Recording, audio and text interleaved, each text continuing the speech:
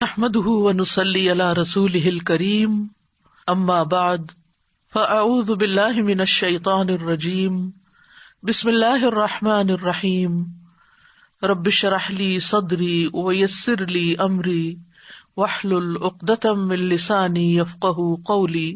رجب کا مہینہ اور اس کی کون سی تاریخ ہے آج؟ 21۔ تو اس سلسلے میں آئیے آج ہم رجب اور شب معراج کے بارے میں کچھ پڑھتے ہیں۔ اس مہینے میں کیا ہوتا ہے، کیا کرتے ہیں لوگ؟ کنڈے، اور کیا کرتے ہیں؟ روزہ رکھتے ہیں اور ساری رات جاگتے ہیں، اور کیا کرتے ہیں؟ آتش بازی بھی کرتے ہیں، نفل پڑھتے ہیں، قبرستان جاتے ہیں۔ آپ کو تو بہت معلومات ہے ماشاءاللہ۔ پوریاں بناتے ہیں، حلوہ پوری، حلوہ کھاتے بھی ہیں، سیر کو بھی جاتے ہیں، کھاتے پیتے بھی ہیں، عبادت بھی کرتے ہیں اور قربانی بھی کرتے ہیں اور مردوں کی عید بھی کہتے ہیں۔ حضرت امام جعفر کا ختم کرتے ہیں، اور کیا کرتے ہیں؟ بس اتنا کچھ۔ پورا منتھ روزہ رکھتے ہیں۔ تو آپ کے ان جوابات سے یہ معلوم ہوتا ہے کہ آپ ماشاءاللہ بہت کچھ جانتے ہیں رجب کے بارے میں پہلے سے ہی۔ تو کافی ہے اتنا جاننا یا مزید بھی کچھ جاننا چاہیے؟ کیا معلوم اس سے علاوہ بھی کچھ کرنے کا کام ہو؟ تو بات یہ ہے کہ ضروری نہیں کہ جو کچھ لوگ کرتے ہوں وہ سب ٹھیک ہی ہو اور اس کے پیچھے کوئی دلیل ہی ہو اور وہ دین کا حصہ ہو۔ بہت سے لوگ بہت کچھ اس لیے کرتے ہیں کہ لوگ کر رہے ہیں، ان کے دائیں بائیں یہ سب کچھ ہو رہا ہے۔ وہ براہ راست کوئی علم حاصل نہیں کرتے، وہ کسی چیز کو جانتے نہیں، بس سنی سنائی پہ یقین کرتے ہیں۔ یا پھر کیا کہتے ہیں کہ ہمارے آباء و اجداد یہ سب کیا کرتے تھے، اور کیا ہمارے والدین غلط ہو سکتے ہیں؟ تو بات یہ ہے کہ ضروری نہیں کہ جو کام والدین کرتے ہوں یا جو چیز ہمارے آس پاس ہو رہی ہو یا جسے لوگ بہت اہمیت دے رہے ہوں وہ واقعی بہت اہم ہو۔ ہمیں دیکھنا یہ ہوگا کہ کوئی بھی کام جو ہم کرتے ہیں اور خاص طور پر جسے عبادت سمجھ کر کرتے ہیں اور جسے خاص اہمیت دیتے ہیں، اس کی حقیقت کیا ہے۔ اس وقت میں رجب اور شب معراج کا پمفلٹ جو اسلام آباد الہدا نے چھاپا ہے اس کو فالو کروں گی، اور آپ لوگ بھی اپنے سامنے ٹیکسٹ کھول سکتے ہیں تاکہ ساتھ ساتھ آپ دیکھتے بھی جائیں جو میں بول رہی ہوں، اور ہو سکتا ہے کہ آپ کو بھی کسی کو پڑھ کر سنانا پڑے تو آپ کو پھر پروننسیشن ٹھیک ہونا چاہیے۔ جو الفاظ میں کوٹ کر رہی ہوں اس میں عربک کے خاص طور پر ان کو صحیح طور پر ادا کرنا آنا چاہیے۔ اور پھر سب سے بڑی بات یہ کہ جب دلیل انسان صرف کانوں سے سنتا نہیں آنکھوں سے دیکھتا بھی ہے تو یقین کا درجہ بڑھ جاتا ہے، عین الیقین ہو جاتا ہے۔ رجب اور شب معراج۔ رجب اسلامی کیلنڈر کے حرمت والے مہینوں میں سے ایک ہے جسے رجب المرجب بھی کہتے ہیں۔ رسول اللہ صلی اللہ علیہ وسلم نے فرمایا، سال 12 مہینوں کا ہے جن میں سے 4 حرمت والے ہیں، 3 پے در پے یعنی ایک کے بعد ایک، اور وہ کیا ہے؟ ذوالقعدہ، ذوالحجہ اور محرم، اور رجب جو جمادی الاخر اور شعبان کے درمیان ہے۔ یہ صحیح بخاری کی حدیث ہے، کتاب بدء الخلق۔ تو اس سے پتہ چلتا ہے کہ مہینوں کی تعداد اور مہینوں کی گنتی جو ہے یہ اللہ تعالیٰ نے مقرر فرمائی ہے، اور ان میں سے 4 کو حرمت والا بنایا ہے۔ حرمت والے کا مطلب کیا ہے؟ احترام والا، قابل احترام، کہ جب یہ مہینے شروع ہو تو کسی قسم کی لڑائی جھگڑا فساد نہ کیا جائے، قتل و غارت نہ کی جائے، ہر طرف امن امان ہو۔ عربی میں رجبہ کا معنی ہے تعظیم کرنا، اور مرجب معظم کے معنوں میں آتا ہے یعنی عظمت والا۔ اس کو رجب مضر بھی کہتے ہیں۔ مضر عربوں کے ایک قبیلے کا نام ہے جس نے دور جاہلیت میں خاص طور پر اس ماہ کی حرمت کا اہتمام کیا، یعنی وہ اس مہینے کو بہت اہمیت دیا کرتے تھے، اسی نسبت کی بنا پر اسے ان سے منسوب کر دیا گیا۔ اسلام سے قبل دور جاہلیت میں قتل و غارت عربوں کا مشغلہ تھا، لیکن جو ہی حرمت والے مہینے آتے تو ہتھیار اتار دیتے، یعنی لڑنا جھگڑنا بند کر دیتے۔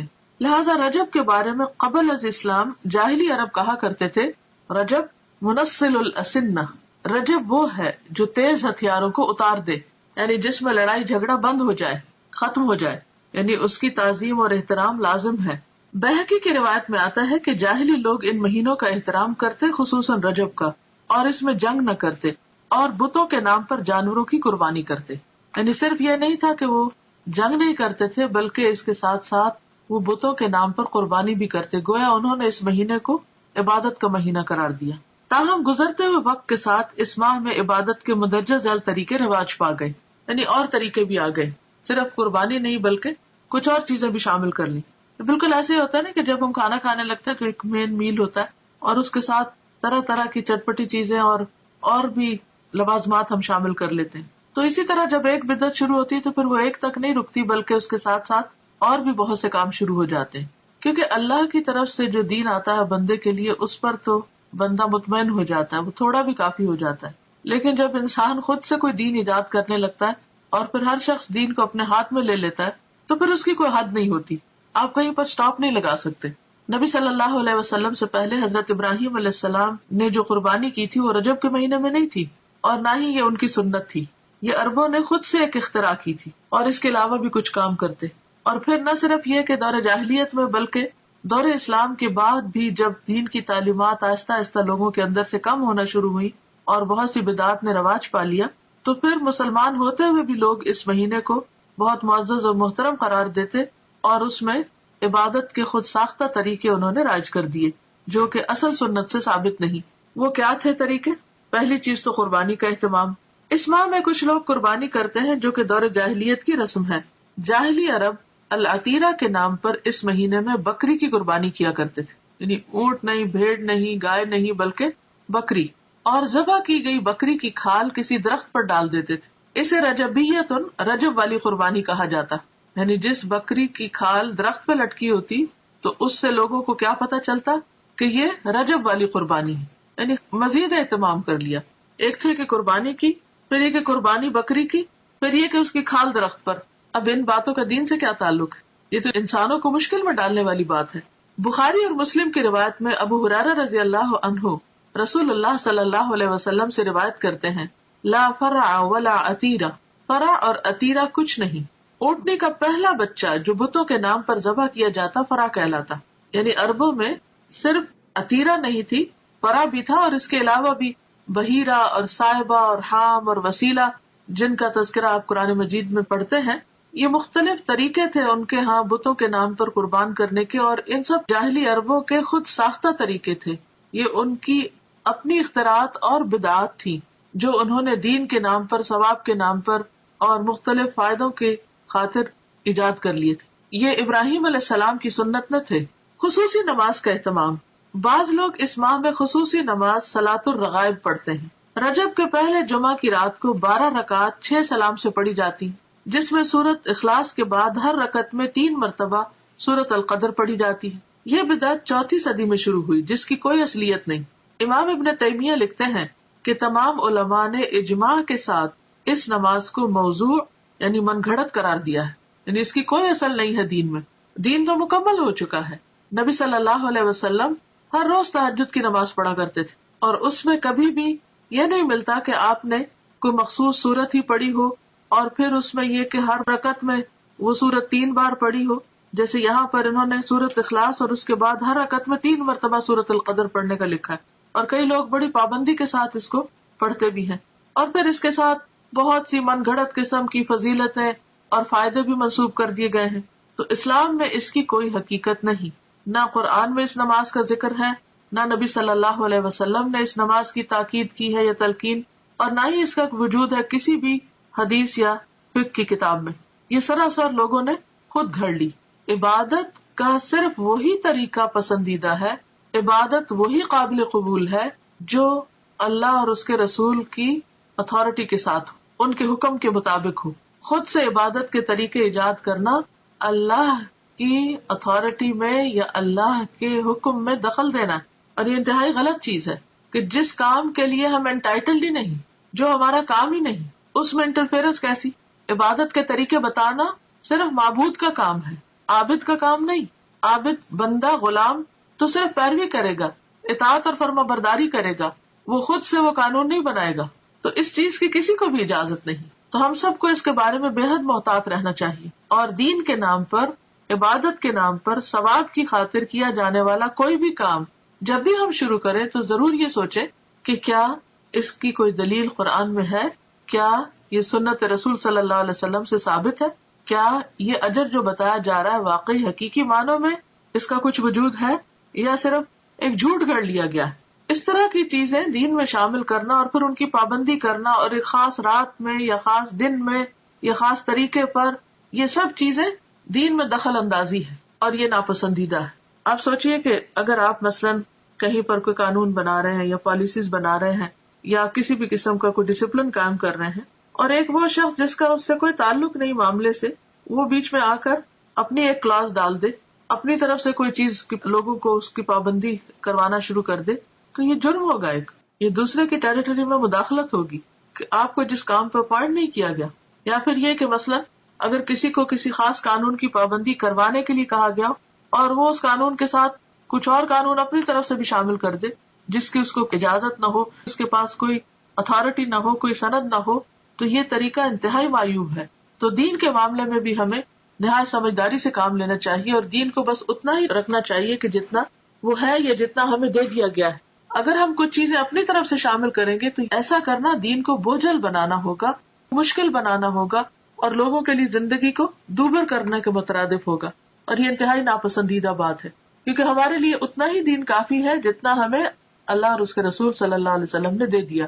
اس کی پابندی بھی ہم پہ بڑی بھاری ہوتی ہے، کہاں یہ کہ ہم ایکسٹرا چیزیں شروع کر دیں.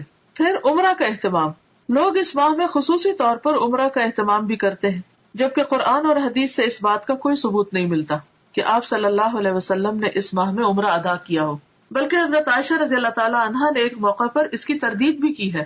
عروہ بن زبیر سے روایت ہے کہ میں نے عائشہ رضی اللہ تعالی عنہا سے اس کے بارے میں پوچھا تو فرمایا ما اعتمر رسول اللہ صلی اللہ علیہ وسلم فی رجب قط. صحیح بخاری. رسول اللہ صلی اللہ علیہ وسلم نے رجب میں کبھی بھی عمرہ ادا نہ فرمایا. تو اس لیے اگر کوئی ویسے اپنے عمرہ ٹرپ پہ جا رہا ہے تو ضرور جائے، نیکی کا کام ہے، لیکن خاص طور پر رجب کے مہینے کو مخصوص کرنا اور پھر سال بھر انتظار کرنا کہ رجب آئے گا تو ہم پھر عمرہ کرنے جائیں گے، یہ غلط بات ہوگی. یا یہ سوچ کر کہ یہ نبی صلی اللہ علیہ وسلم کی سنت کی پیروی ہے تو یہ بھی غلط ہوگا. یعنی رجب میں عمرہ کرنا منع نہیں، لیکن یہ سوچ کے کرنا کہ اس میں اجر زیادہ ہے یا یہ نبی صلی اللہ علیہ وسلم کا طریقہ ہے تو یہ بات غلط ہوگی، ناپسندیدہ ہوگی. تو اس سے بچنا چاہیے. پھر وہ عمرہ نہیں رہے گا، بدعت کا ایک کام ہو جائے گا جس پر انسان کی پوچھ ہو سکتی ہے. کیونکہ حدیث میں صاف طور پر آتا ہے نا کہ کل محدثۃ بدعہ، ہر نئی ایجاد کی ہوئی چیز بدعت ہوتی، وکل بدعۃ ضلالہ، اور ہر بدعت گمراہی ہے، وکل ضلالۃ فی النار، اور ہر گمراہی آگ کی طرف لے جاتی. یعنی جس چیز کو اللہ نے ہمارے لیے مقرر نہیں کیا اور جس پر کوئی ثواب نہیں بتایا، اس پر کسی انسان کو یہ حق نہیں کہ وہ لوگوں کو ثواب بتا کر اس پر پابند کرے.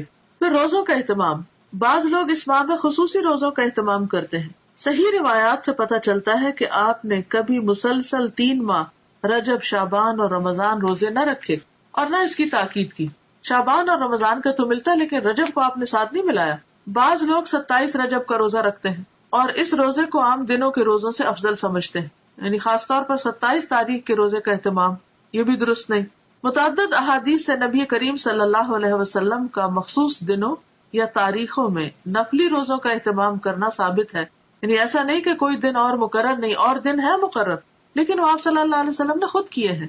آپ کے بعد کسی اور کو اجازت نہیں کہ وہ لوگوں کے لیے دن مخصوص کر دے کہ اس دن لازمی روزہ رکھنا ہوگا اور اس کا ثواب زیادہ ہوگا.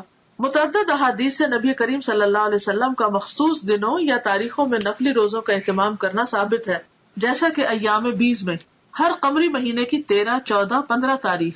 20 ان کو اس لیے کہتے ہیں کہ یہ چاند کی وہ راتیں ہوتی ہیں جس میں ہر طرف چاندنی پھیلی بھی ہوتی ہے اور ہر چیز سفید نظر آتی ہے ایک طرح سے، تو 20 جو ہے ابیض سے. یا ہر سوموار اور جمعرات کو، یہ بھی مسنون ہے کیونکہ آپ نے اس کا اہتمام کیا.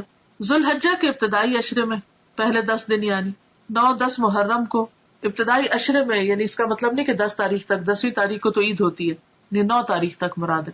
9، 10 محرم کو یا پھر کثرت سے ماہ شعبان میں، ان تمام کے بارے میں صحیح اور مستند احادیث ملتی ہیں، لیکن 27 رجب کے روزے کے بارے میں کوئی روایت نہیں ہے. لہٰذا اگر کوئی خصوصی طور پر اس دن کا روزہ رکھتا ہو تو اس کا روزہ تو ہو سکتا ہے، مگر یہ عمل مسنون نہیں ہوگا بلکہ بدعت شمار ہوگا. قرآن کریم میں ارشاد ربانی ہے، یا ایھا الذین آمنوا لا تقدموا بین یدی اللہ ورسولہ، الحجرات آیت 1. اے لوگو جو ایمان لائے ہو، اللہ اور اس کے رسول سے آگے نہ بڑھو. عمر رضی اللہ عنہ اس ماہ میں نہ صرف یہ کہ روزہ رکھنے سے منع کیا کرتے تھے بلکہ لوگوں کے ہاتھوں پر ہاتھ مار کر مجبور کرتے کہ وہ روزہ توڑ دے، کیونکہ ماہ رجب کی تعظیم اور اس میں روزہ رکھنا دور جاہلیت کی رسم تھی. یہ مصنف ابن ابی شیبہ کی روایت ہے. اور ایسا کیوں کرتے تھے؟ کیونکہ قرآن پاک کا یہ حکم ان کے سامنے تھا کہ لوگوں اللہ رسول سے آگے مت جاؤ، یعنی جو کام انہوں نے نہیں بتایا وہ تم اپنے ہاتھ میں نہ لو اور ان سے بڑے بننے کی کوشش نہ کرو، کیونکہ عموماً حکم چلانے والے ایک طرح سے اپنی بڑائی کا اظہار کر رہے ہوتے ہیں. البتہ اگر کوئی شخص بطور عادت ہر ماہ چاند کی 13، 14 اور 15 تاریخ یا پیر اور جمعرات کو رکھتا ہو تو اس ماہ میں بھی رکھ سکتا ہے. یعنی اگر 27 رجب پیر کو آ رہی ہے اور اس کی پہلے سے عادت ہے ہر پیر کو روزہ رکھنے کی، تو ایسا شخص روزہ رکھ سکتا ہے. 22 رجب کو لوگ کیا کرتے ہیں؟ کنڈوں کا اہتمام کرتے ہیں. 22 رجب کے کنڈوں کا اہتمام بھی بر صغیر میں عام ہے. 22 رجب کو کنڈے بھرنا بطور رسم رواج پا چکا ہے، یعنی اس کا رواج عام ہو چکا ہے. اس رسم میں کسی منت کے پورا ہونے پر حلوہ پوری اور کھیر وغیرہ پکائی جاتی ہے. تاریخ کے مطالعہ سے یہ بات سامنے آتی ہے کہ اس رسم کی ابتدا 1906 یعنی 1906 میں امیر مینائی کے خاندان سے ہوئی جو ہندوستان کے شہر سے تعلق رکھتا تھا. اس رسم کا مقصد امام جعفر کی روح کو ایصال ثواب تھا. حالانکہ اس بات کا تعین نہیں ہو سکا کہ مذکورہ امام کی پیدائش یا وفات ماہ رجب میں ہوئی تھی. کوئی بھی نہیں جانتا کہ واقعی امام جعفر اس مہینے میں پیدا ہوئے یا ان کی وفات ہوئی، لیکن اس رسم کو جو کہ تقریباً 100 سال پہلے شروع ہوئی امام جعفر سے منسوب کر دیا گیا. تو اس سے یہ بھی پتہ چلتا ہے کہ اس کا آغاز نبی صلی اللہ علیہ وسلم نے نہیں کیا، یہ چیز اصل دین میں نہیں. اسلام میں کسی بھی برگزیدہ شخصیت کی پیدائش کے دن خوشی منانے یا خصوصی صدقہ و خیرات کی کوئی گنجائش نہیں ہے. یعنی کسی بھی انسان کے حوالے سے کوئی دن منانا اسلامی روایت نہیں ہے. مثلا برتھ ڈے منانا یا برسی منانا یا انہی خاص دنوں پر کوئی صدقہ خیرات کرنا، یہ سب چیزیں بعد کی پیداوار ہیں. صحابہ کرام ان چیزوں سے بہت آگے تھے، ان کی زندگیوں میں ایسی مصروفیات نہیں تھی، اسی وجہ سے انہوں نے بڑے بڑے کام کیے، دین کی بڑی خدمت کی. آج ہم میں سے اکثر لوگ وقت کی کمی کا شکایت کرتے ہیں کہ وقت نہیں ہے، تو اس کی بھی اصل وجہ کیا ہے؟ اس کی بنیادی وجہ ہمارا غیر ضروری غیر متعلق چیزوں میں اپنا وقت لگانا ہے یا اپنا مال لگانا ہے. جہاں صدقہ کی ضرورت ہوتی ہے وہاں ہم صدقہ نہیں کرتے، بھوکے کو کھانا نہیں کھلاتے، یتیم کی پرورش سے جی چراتے ہیں. اسی طرح دین کے کام تبلیغ کے کاموں میں خرچ کرنا تو ہمارے ذہن میں ہی نہیں ہوتا، یا اس کو تو ہم صدقہ خیرات میں شامل ہی نہیں کرتے، یا صدقہ جاریہ کے کام یا پروجیکٹ جو ہیں وہ نظر انداز کیے رکھتے ہیں. یعنی اوور آل جو امت کی حالت، اسی وجہ سے ہماری حالت دیکھنے کے قابل ہے. لیکن پھر ہمارا مال کہاں جاتا ہے؟ یا تو وہ شادی کی بڑی بڑی تقریبات میں صرف ہو جاتا ہے، یا پھر وہ وفات کے موقع سے متعلق بہت سے جو رسم و رواج ہم لوگوں نے عام کر رکھے ہیں ان میں خرچ ہو جاتا ہے، یا پھر اسی قسم کی نظر اور منت ہے جس کا اسلام میں کوئی بھی تصور نہیں، کوئی اس کی اوریجن نہیں، ان میں خرچ ہو جاتے ہیں. ایک قول ہے کہ البدعۃ تمیت السنہ، بدعت جو ہے وہ سنت کو ختم کر دیتی، سنت کی موت ہے.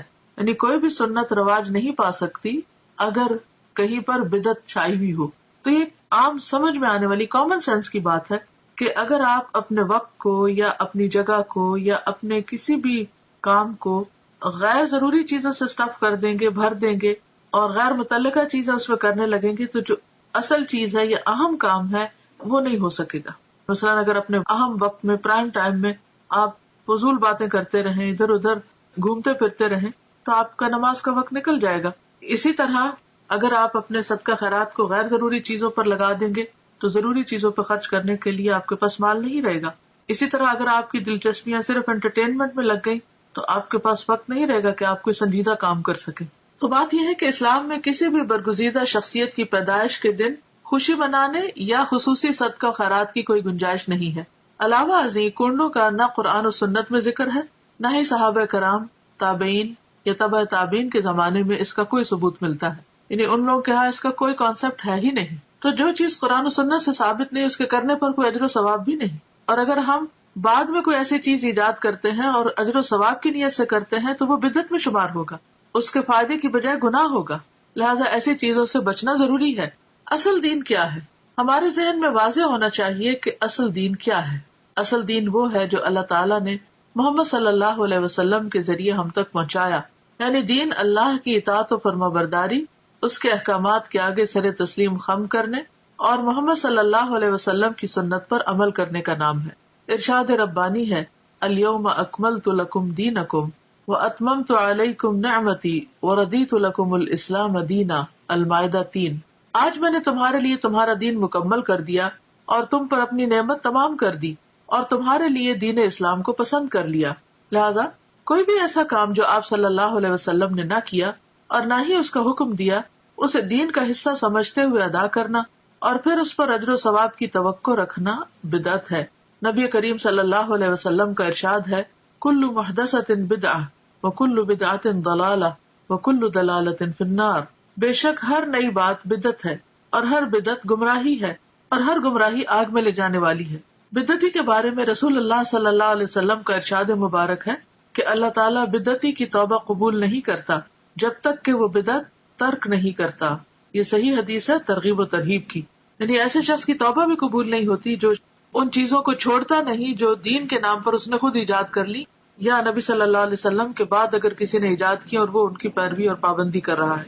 آپ صلی اللہ علیہ وسلم نے فرمایا میں اپنے حوض پر تم سے پہلے موجود ہوں گا اور تم میں سے کچھ لوگ میرے سامنے لائے جائیں گے پھر انہیں میرے سامنے سے ہٹا دیا جائے گا تو میں کہوں گا کہ اے میرے رب یہ میرے ساتھی ہیں. لیکن مجھ سے کہا جائے گا کہ آپ نہیں جانتے انہوں نے آپ کے بعد کیا کیا نئی چیزیں ایجاد کر لی تھی.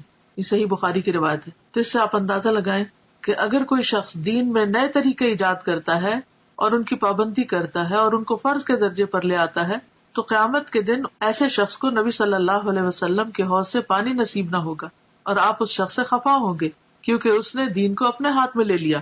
لہٰذا ایسے تمام طریقوں اور کاموں سے بچنے کی ضرورت ہے جو دین کے نام پر آپ کے بعد ایجاد کر لیے گئے ہوں کیونکہ آپ صلی اللہ علیہ وسلم نے فرمایا من احدث فی امرنا ھذا ما لیس منہ فہو رد. صحیح بخاری. جس نے ہمارے اس دین میں کوئی ایسی چیز ایجاد کی جو اس میں سے نہ ہو تو وہ مردود ہے یعنی ریجیکٹڈ ہے، قابل قبول نہیں. اسی طرح یہ ہے کہ بعض لوگ 27 رجب کی شب کو عبادت کا اہتمام کرتے ہیں تو اس کے بارے میں دین کا حکم کیا ہے؟ دیگر بدعات کے علاوہ 27 رجب کو رات جاگ کر عبادت کرنے اور دن کو روزہ رکھنے کو بھی بہت اہمیت دی جاتی ہے اور اس کی نسبت واقعہ معراج سے کی جاتی ہے.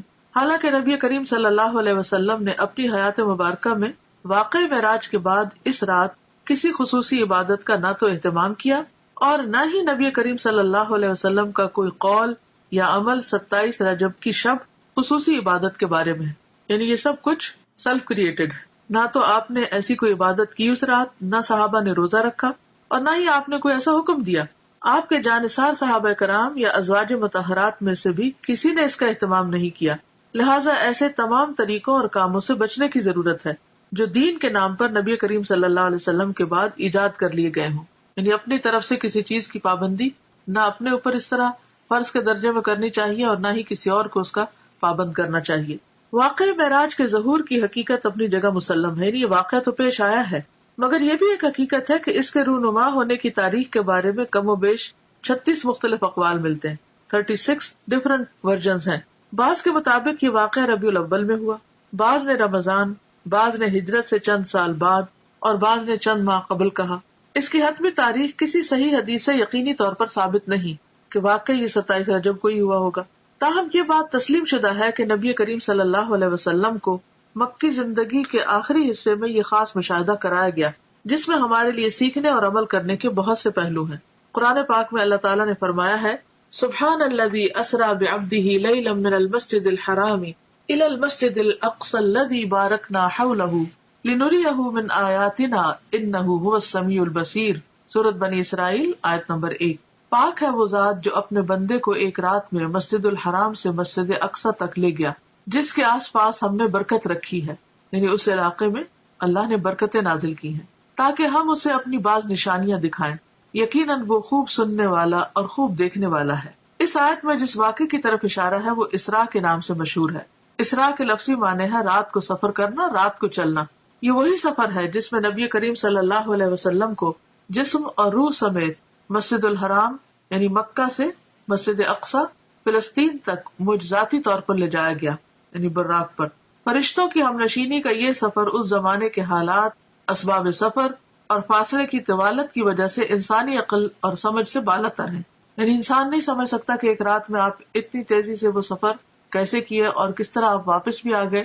لیکن جیسا کہ اس آیت میں واضح کیا گیا ہے کہ پاک ہے وہ ذات یعنی اللہ جو اپنے بندے کو لے گیا.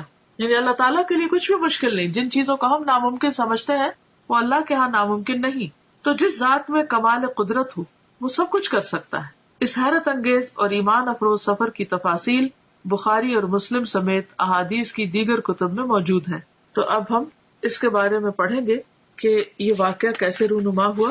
بعض روایات کے مطابق 27 رجب کی شب کو نبی صلی اللہ علیہ وسلم معراج پر تشریف لے گئے.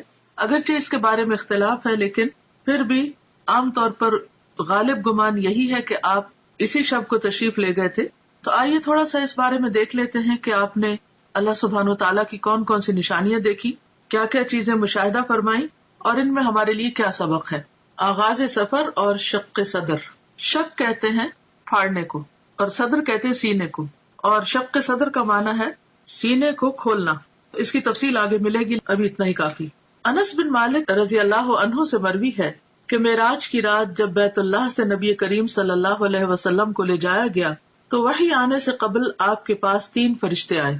اس وقت آپ مسجد الحرام میں سو رہے تھے. ان میں سے ایک نے پوچھا وہ کون ہے، یعنی آپ کی طرف اشارہ کر کے. دوسرے نے جواب دیا وہ ان میں سب سے بہتر ہیں. تیسرے نے کہا ان میں جو سب سے بہتر ہے انہیں لے لو.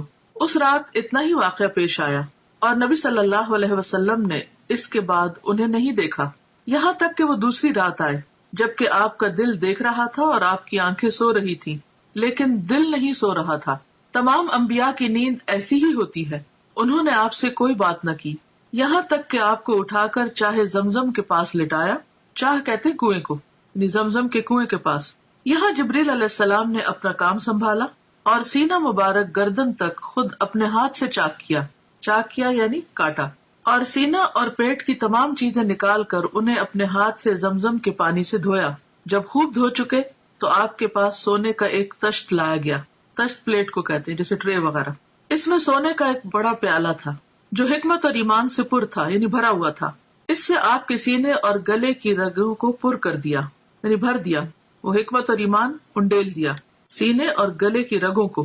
سینہ مبارک پھر سے سی دیا گیا. صحیح بخاری کتاب التوحید.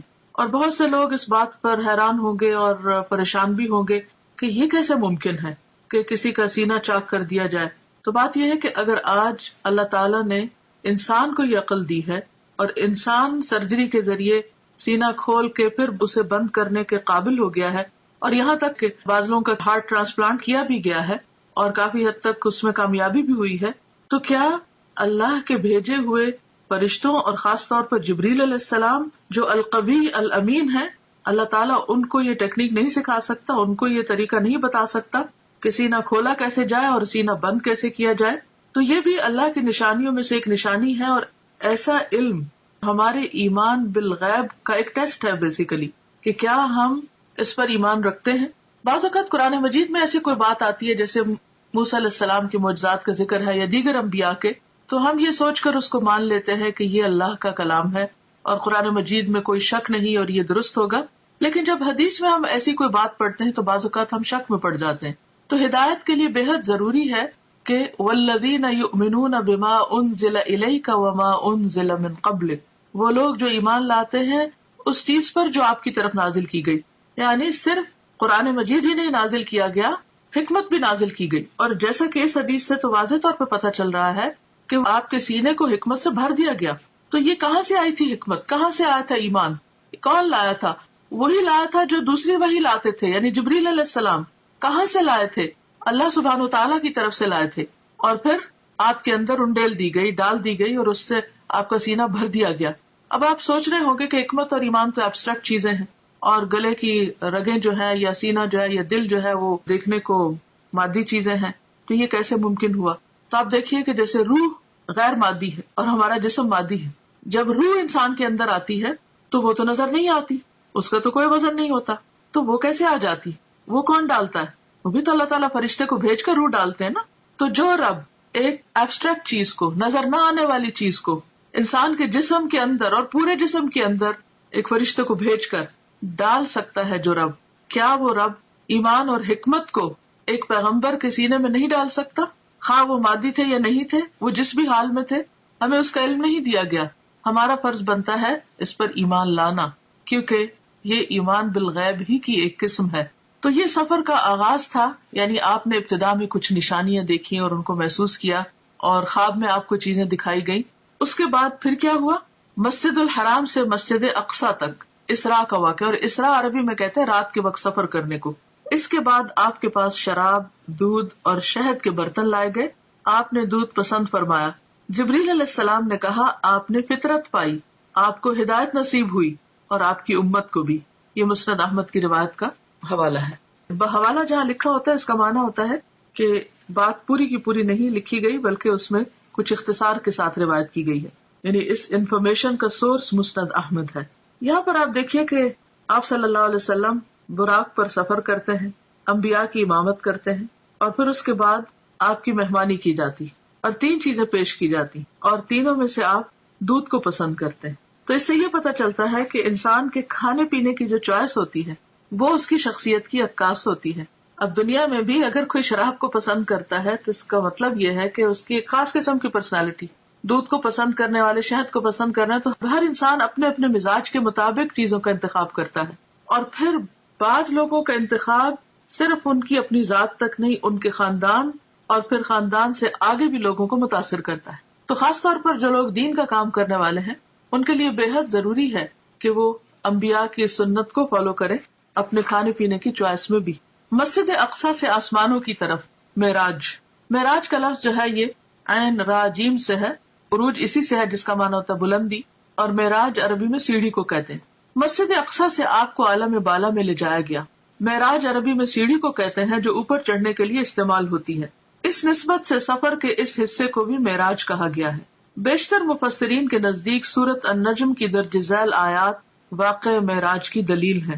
سورۃ النجم آیت 13 to 18 یعنی 13 سے 18 تک، وَلَقَدْ رَآهُ نَزْلَةً أُخْرَى عِنْدَ سِدْرَةِ الْمُنْتَهَى عِنْدَهَا جَنَّةُ الْمَأْوَى إِذْ يَغْشَى السِّدْرَةَ مَا يَغْشَى مَا زَاغَ الْبَصَرُ وَمَا طَغَى لَقَدْ رَأَى مِنْ آيَاتِ رَبِّهِ الْكُبْرَى۔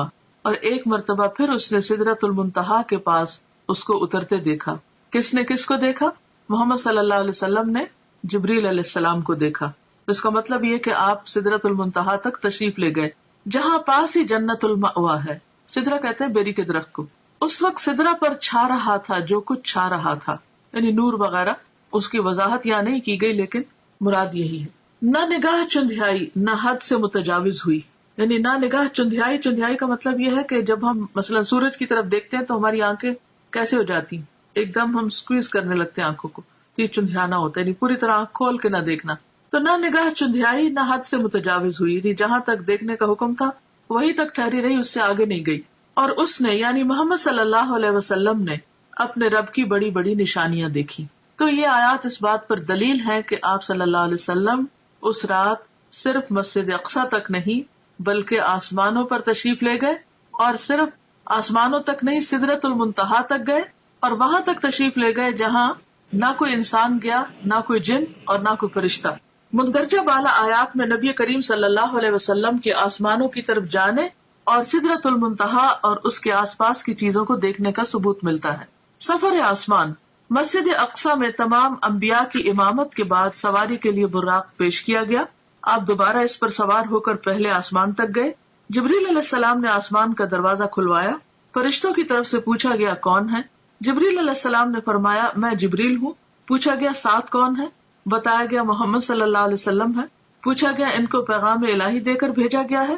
جبریل علیہ السلام نے کہا ہاں۔ تب اندر والے فرشتے نے سن کر کہا مرحبا، آپ بہت اچھے آئے۔ آپ فرماتے ہیں میں وہاں پہنچا تو آدم موجود تھے علیہ السلام۔ اس سے کیا بات پتہ چلتی کہ کسی کے گھر میں داخل ہونے سے پہلے، کسی کے خاص علاقے میں داخل ہونے سے پہلے دروازہ کھٹکھٹانا، اپنا نام بتانا، اجازت ملنا اور پھر داخل ہونا، یہ ہے صحیح طریقہ۔ اور اس وقت آپ دیکھیے کہ آسمان کے جو فرشتے ہیں وہ صرف یہ سن کر نہیں دروازہ کھول دیتے کہ جبریل موجود ہے، حالانکہ جبریل علیہ السلام کی قدردانی آسمانوں میں بھی اور زمین پر بھی۔ اس کے باوجود جب وہ کہتے ہیں میں جبریل ہوں تو وہ یہ نہیں کہتے دھڑ سے دروازہ کھول دینے، پوچھتے ہیں کہ ساتھ کون ہے، اور ساتھ کون ہے؟ سب انسانوں میں سے عظیم چنے ہوئے انسان، بتایا گیا محمد صلی اللہ علیہ وسلم۔ اب اتنا کہنے پر بھی دروازہ نہیں کھلتا۔ پوچھتے ہیں کہ کیا ان کو پیغام الہی دے کر بھیجا گیا؟ کیا اللہ تعالیٰ نے بلایا ہے؟ جبریل نے کہا ہاں۔ تب فرشتے نے سن کر کہا مرحبا۔ اس سے یہ پتہ چلتا ہے کہ فرشتے کس قدر امانت دار ہیں، کس قدر ڈیوٹیفل ہیں، ان کو جو کہا گیا ہے وہی کرتے ہیں۔ یفعلون ما یؤمرون۔ اچھا ہمارا حال کیا ہوتا ہے کہ ہم فوراً ایکسائٹمنٹ میں اپنی حدود سے آگے بڑھ جاتے ہیں۔ اچھا فلاں، بس فلاں کے لیے تو کوئی قید ہی نہیں، کوئی حد ہی نہیں اور کوئی ریسٹرکشن ہی نہیں۔ دنیا میں آپ دیکھیے کہ جو وی آئی پیز عام طور پر ہوتے ہیں یا مخصوص قسم کے لوگ ہوتے ہیں، بعض اوقات ان کے لیے کوئی قانون نہیں ہوتا اور سمجھتے کہ وہ ہر قانون سے بالا ہے، اور وہ جہاں سے چاہے داخل ہو جائے اور جو چاہے کرے، اور اگر کسی کو روکا جائے تو وہ اس کو انا کا مسئلہ بھی بنا لیتا ہے کہ میری بے عزتی کی گئی ہے. لیکن یہاں پر آپ دیکھیے کہ جبریل علیہ السلام بھی اس قانون کی پابندی کرتے ہیں اور بہت آرام کے ساتھ جواب دیتے ہیں، اور پھر جتنا سوال پوچھا جاتا ہے اتنا ہی جواب دیتے ہیں، اور پھر نبی صلی اللہ علیہ وسلم کا تعارف کراتے ہیں، اور اس کے بعد دروازہ کھلتا ہے. جب دروازہ کھلتا ہے تو آپ صلی اللہ علیہ وسلم آدم علیہ السلام کو دیکھتے ہیں. جبریل نے کہا کہ یہ آپ کے باپ آدم ہیں. اس سے پتہ چلتا ہے کہ گائیڈڈ ٹور تھا اور جبریل علیہ السلام ساتھ ساتھ تعارف کرا رہے تھے. تو ہمارے سیکھنے کی بات یہ بھی ہے کہ ہمارے پاس اگر کوئی گیسٹ آئے یا ہم اس کو کوئی ٹور دلوا رہے ہوں تو اس کی رہنمائی بھی کرنی چاہیے کہ وہ کس سے مل رہا ہے، کہاں جا رہا ہے. کیونکہ ہم ازیوم کر لیتے ہیں کہ خود ہی ٹھیک ہے، یا کثر نفسی سے کام لیتے ہیں کہ اچھا اب یہ کیا بتانا، تو یہ جب پوچھیں گے تو ہم بتا دیں گے، اگر نہیں پوچھے تو نہ صحیح. اس میں ضروری حد تک معلومات دی جا رہی ہیں، اور ساتھ یہ بھی بتایا جا رہا ہے کہ انہیں سلام کیجیے. حالانکہ نبی صلی اللہ علیہ وسلم سے بڑھ کر سلام کرنے والا کون تھا؟ تو نبی صلی اللہ علیہ وسلم فرماتے کہ میں نے انہیں سلام کیا تو آپ نے جواب دیا، یعنی آدم علیہ السلام نے، مرحبا فرزند صالح، نبی صالح، اور آپ کی نبوت کا اقرار کیا. یہ صحیح بخاری کی روایت ہے، کتاب التوحید. حالانکہ عمر میں حضور صلی اللہ علیہ وسلم بعد میں آئے، یعنی آپ کے بچوں میں سے، تو بعض اوقات ہم بچوں سے ایکسپیکٹ کرتے ہیں کہ وہ ہمارا ادب کرے اور وہ ہمیں زیادہ اپریشیٹ کرے، لیکن آدم علیہ السلام خود آگے بڑھ کر مرحبا کہتے ہیں اور بہت محبت بھرے کلمات کہتے ہیں، فرزند صالح، نبی صالح، اور پھر آپ کی نبوت کو بھی مانتے ہیں. اس سے ایک بہت اچھی بات پتہ چلتی ہے کہ اگر بچے کبھی والدین سے زیادہ ترقی کر جائیں، مرتبے اور مقام میں، اسٹیٹس میں آگے بڑھ جائیں، تو اس صورت میں اس اسٹیٹس کو اکنالج کرنا، اولاد کو اپریشیٹ کرنا، ان کو ان کا مقام دینا، یہ بھی پیغمبرانہ اخلاق میں سے ہے. اور اس میں آپ دیکھیں کہ وہ انہیں صالح کہہ کے پکارتے ہیں، یعنی نیک. یہ کوئی خوشامد نہیں تھی یا کوئی جھوٹی تعریف نہیں تھی. اگر کسی کے اندر کوئی خوبی ہے تو اس خوبی کا ذکر کر دینا اخلاص کے ساتھ، اچھے آسن انداز میں، دوسرے کو اچھے لقب سے پکارنا، یہ بھی ایک بہترین اخلاق ہے. بعض اوقات جب کوئی چھوٹا ہوتا ہے نا عمر میں ہم سے، تو خواہ مرتبے میں بڑا بھی ہو تو ہم صرف نام لے لے کے پکارتے ہیں، یہ ظاہر کرنے کے لیے کہ ہم عمر میں بڑے ہیں یا ہم کسی بھی اعتبار سے بڑے ہیں، اور یہ تو چھوٹا ہے، اگر اس کے اندر کوئی خوبی ہے بھی تو بھی اس کو اکنالج نہیں کرتے. مثلاً بعض اوقات ایسا ہوتا ہے کہ آپ کا کوئی شاگرد